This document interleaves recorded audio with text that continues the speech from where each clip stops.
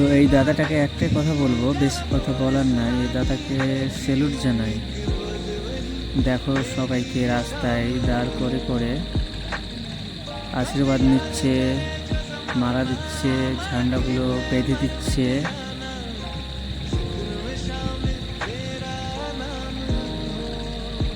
এই দাদাটাকে অনেক অনেক ধন্যবাদ এই কাজগুলো করার জন্য। আই হোপ আমরাও চেষ্টা করব এমনটা করার। ব্যাস এতটুকু বলার।